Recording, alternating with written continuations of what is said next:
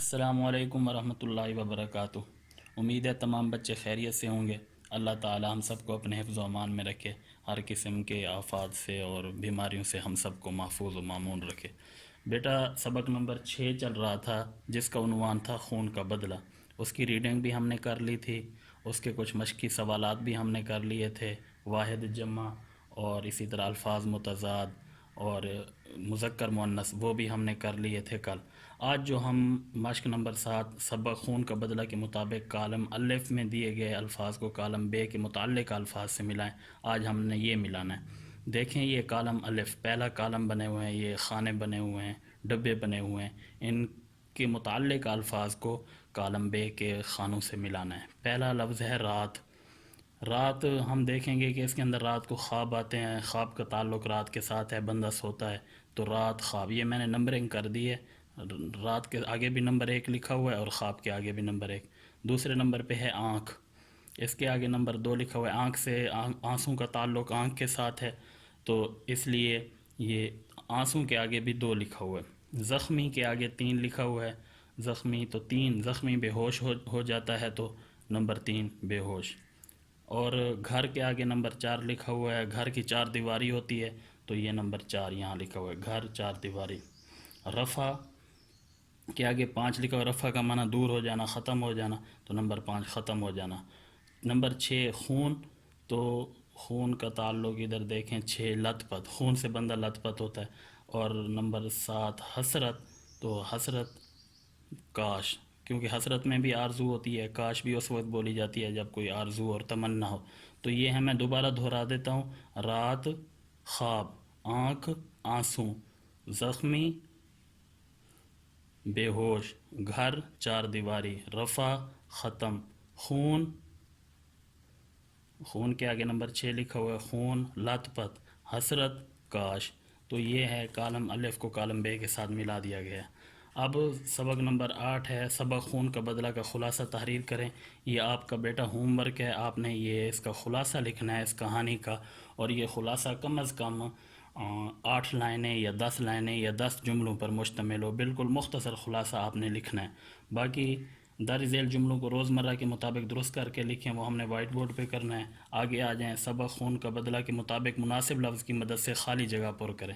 مراد خان کی حالت لحظہ بلحظہ، یہ ڈیش میں خالی جگہ میں کیا آئے گا جو ہم نے ریڈنگ میں پڑھا، مراد خان کی حالت ڈیش خراب ہوتی جا رہی تھی لحظہ بلحظہ، یہ میں نے لکھا ہے لحظہ بلحظہ۔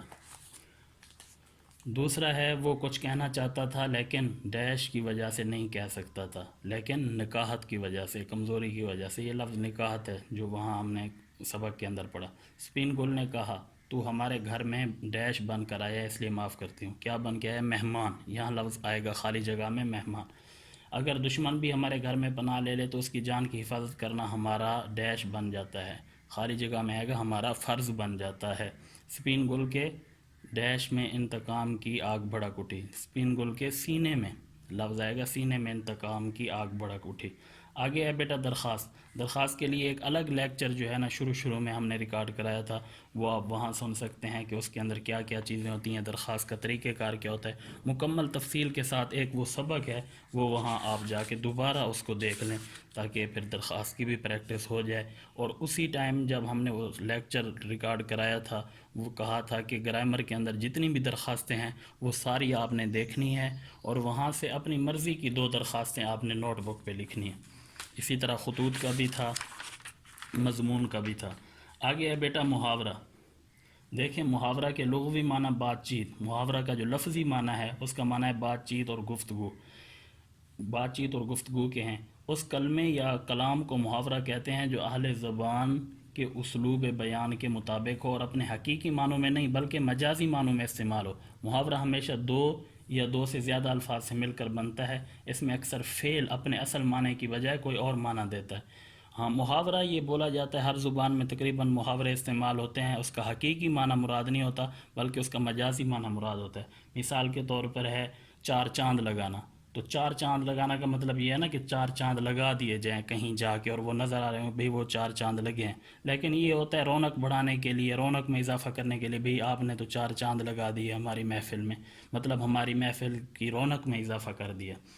ये देखें कुछ लिखे हुए, नींद हराम होना। नींद हराम होना का मतलब बेसुकून होना, बेचैन होना, परेशान होना, इसे कहते हैं नींद हराम होना। इंतकाम की आग में जलना, हर वक्त बदला लेने की कोशिश में रहना, इसे कहते हैं इंतकाम की आग में जल रहा है, वरना कोई हकीकी वो आग नहीं होती जिसमें वो जल रहा है।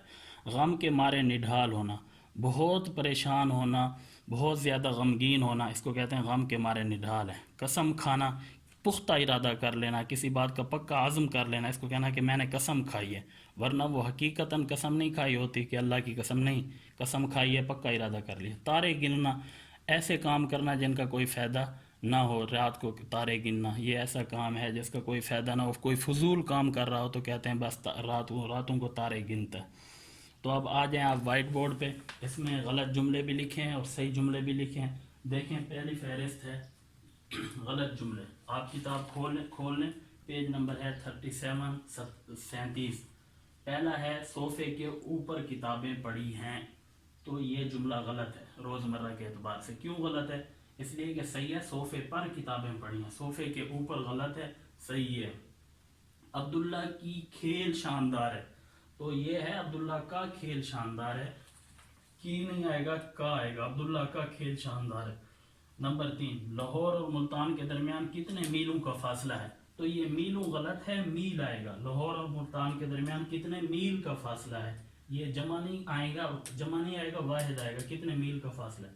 4 महीनों के बाद आज तुम्हारी शक्ल देखी है, ये गलत है, सही है, 4 महीने बाद तुम्हारी शक्ल देखी है। इमरान ने नई टोपी ओढ़ रखी है, ओढ़ गलत है, नई टोपी पहन रखी है। बारिश बरस रही है, ये गलत है, बल्कि सही है बारिश हो रही है।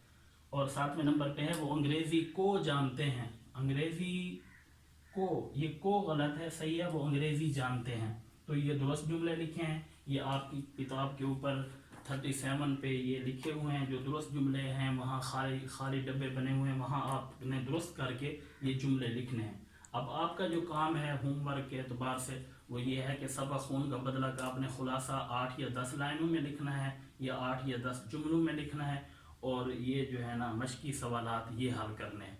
इंशाअल्लाह नेक्स्ट वीक जो है वो इसका टेस्ट होगा सबक खून के बदला का। और जो कल भी मैंने अर्ज़ किया था वो भी दोबारा आप सुन लें कि आपने ग्रामर के अंदर अल्फाज मुतरादिफ, अल्फाज मुतज़ाद, वाहिद जमा और मुज़क्कर और मुअन्नस की जो वहाँ पर एक मुस्तकिल जो है वो सबक बने हुए हैं, वो उनको देख लें अच्छे तरीके से। और मुहावरे जो हैं आज हमने मुहावरे पढ़े हैं, तो उनमें से आधे मुहावरे उनको आप दोहराएं, देखें, याद करें, क्योंकि मुहावरे आ जाते हैं फिर आगे उनका ना मफहूम लिखा होता है, तो मुहावरा लिखा होगा आगे मफहूम लिखा होगा, तो उनका मफहूम भी आपने याद करना है कि भाई इस मुहावरे का मतलब और मफहूम क्या है, ये क्यों और कब बोला जाता है। जब आप ये देख लेंगे, आधे मुहावरे आपने आज देखने हैं, आधे मुहावरे इंशाल्लाह बाद में आपको होमवर्क दिया जाएगा, लेकिन ये उस वक्त होगा जब आपने अपना ग्रामर ले ली होगी। हमदर्द ग्रामर अगर आपके पास नहीं है, जिसके ऊपर लिखा होता है कवायद इंशा परदाजी, अगर आपके पास नहीं है तो पहली फुर्सत में, बल्कि आज ही वो ले लें और ये शुरू कर दे देखना। और ग्रामर के अंदर जो चीज़ें आपने पढ़ी हैं उनमें से दरख्वास्त, खतूत, मज़ामीन, और इसी तरह मुज़क्कर मुअन्नस, वाहिद जमा और अल्फाज मुतज़ाद, अल्फाज मुतरादिफ, ये चीज़ें आप देखते रहें वहाँ जाके। अस्सलामु अलैकुम वरहमतुल्लाहि वबरकातुहू।